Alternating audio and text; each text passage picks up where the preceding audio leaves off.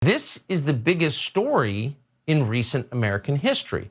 A total change in the American population. Millions and millions and millions of new people. The country will never be what it was 5 years ago. Even if you're for this, you would acknowledge this is a big deal, and it's completely ignored by the media, except when they are forced to respond and they tell you to shut up and stop complaining. Okay, so the media is constantly talking about this. It is literally everywhere. Tucker Carlson knows that he doesn't care. He has to present every single thought that he said, every single thing that he says, every thought that he has as unique, even if every other right winger is saying the exact same thing, and something that he's not allowed to say, despite the fact that he says it to millions of people every single night. And there's an entire news network and a bunch of news network copiers of Fox News that are saying the exact same thing over and over and over again. But anyway, it's super original thoughts. So America will never be what it was 5 years ago. And again, the longing for some sort of like mythologized version of what America is a constant in conservative thought. But to be clear, America is different every 5 years. We've been through a pandemic. We've been through the Trump years. It's been a complex time. There's no going back from that. And when it comes to immigration, not only do we have the issue with Tucker Carlson there, where every single story about immigration has to not just reference the Great Replacement theory. It is the entire foundation for everything that Tucker Carlson says. So if people from Colombia, if people from Peru, if people from wherever decide to cross the border, it's not that they've made a possibly difficult decision combined with an arduous trek of hundreds or thousands of miles to better their own personal life, to escape political persecution or domestic violence or anything like that. No, they're doing it because Chuck Schumer and Kamala Harris want them to. I guess they got a letter in the mail, come on over. It has to be a plot, and you have to forget the fact, the I would think undeniable fact that there has been immigration in America since the very beginning. It has been a constant. There have been massive waves of immigration. I'm here now. You'll notice I'm not picking olives on some hillside in Italy. Weird how that worked out. How the hell did I get over here? It might be worth looking into. I don't think that Tucker Carlson's family was here 1,000 years ago. But you'll notice that he doesn't have an issue with those sorts of immigration, although many Americans did, by the way. Italians were quite persecuted in their time. And so forget about the history.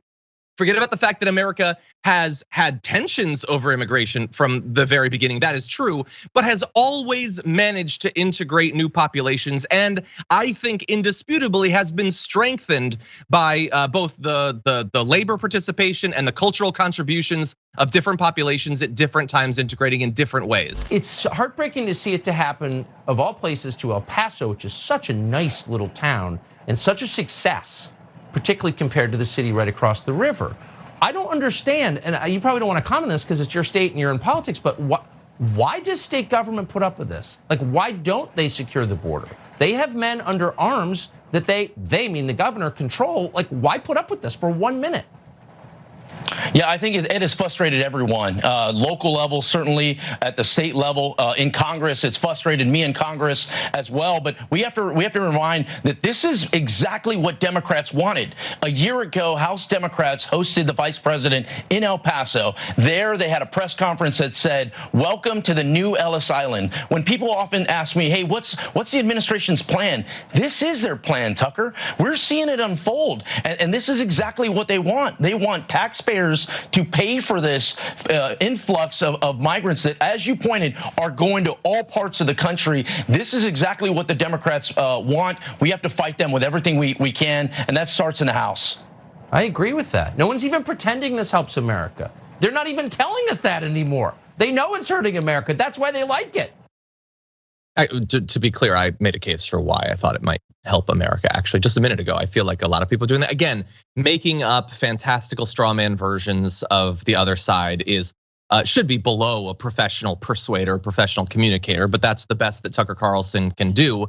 They like it because it hurts America. It's ridiculous. You say that to an audience that you have no respect for. That's what you do. You present basically everything that's happening as part of a plan. And that's why we talk about conspiracy theories, but it is broader than that. The problem with the right isn't a conspiracy theory or multiple conspiracy theories, it is conspiracism. It's the idea that everything is planned, everything is intentional, everything has a design, everything is being manipulated from behind the scenes. Is it not enough to say, I disagree with the Democrats on their policy on the border, even though bear in mind that Joe Biden gleefully allowed Title 42 to continue for a very long time, maintained many of the same Donald Trump border policies for the first half of his first term. The idea that he's opened the border is ridiculous. It should be below any serious conversation about politics. But again, it can't just be, I disagree with what they're doing. They don't seem to understand the damage that will be done. They have to present it as if to an audience of dim-witted 4-year-olds that they want this to happen. They're somehow communicating with populations in Honduras to ask them to come over. How exactly would that even work?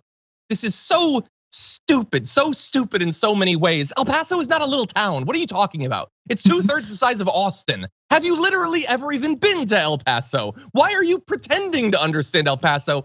I don't understand anything that he says.